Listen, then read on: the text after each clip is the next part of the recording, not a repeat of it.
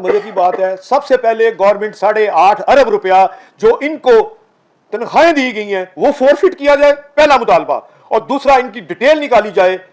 मेरा ख्याल है कि 20 से 25 अरब रुपया रिश्वत का इन्होंने इकट्ठा किया, वो भी लिया जाए इनसे। ये इतने दूध के धुले हुए नहीं है।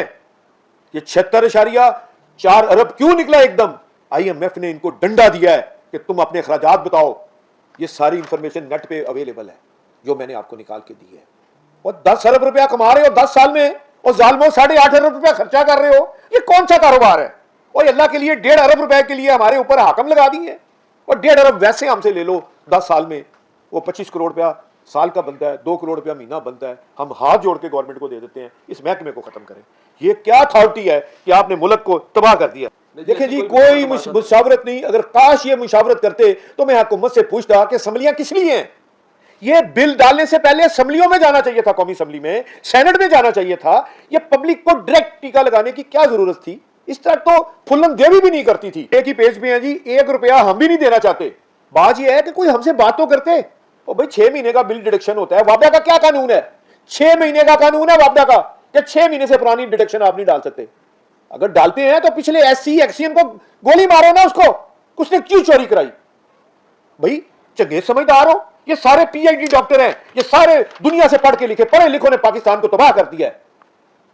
मैं पहले भी कहता हूं कि एक इम्तिहान पास करके आके इस मुल्क की तकदीर बदलनी शुरू कर रहे हैं आप लोग। अफगानिस्तान की मिसाल आपके सामने मौजूद है। 13 अरब डॉलर उनके पास आज रिजर्व है। हम 130 अरब से ज्यादा के कर्जई हो गए हैं। 200 अरब डॉलर आपका बाहर पड़ा है। 40 अरब डॉलर साल का आप नुकसान कर रहे हो। 12 अरब डॉलर साल का आपका पानी जाया हो रहा है। 16 अरब डॉलर का सैलाब की वजह से हो रहा है। आज चनाब में पानी छोड़ दिया इंडिया ने। आप क्या समझते हैं हम बेवकूफों की तरह जिंदगी गुजारेंगे? अगली नहीं गुजर सकती। 12 अरब डॉलर की इंडियन इन्वेस्टिंग आप कर रहे हैं, फंड ट्रेड कर रहे हैं। वो जालिमो 40 अरब डॉलर आपके हाथ से हर साल निकल रहा है। आप सिर्फ ईवानों में बैठे हैं, एक ही काम कर रहे हैं, नैब के केस खत्म करो, एंटी करप्शन के केस खत्म करो, अपने दोस्तों को oblige करो। और भाई चीनी किसने कहा था एक्सपोर्ट करो?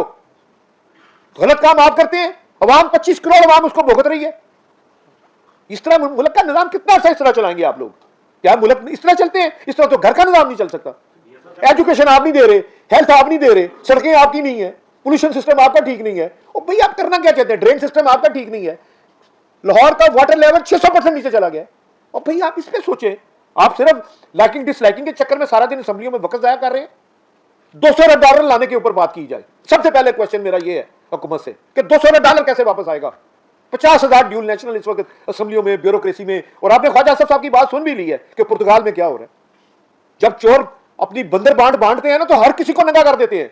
और इंशाल्लाह अगले 1 महीने में सारा एक दूसरे को नंगा करेंगे। ये चोरी का माल पाकिस्तान से चोर है।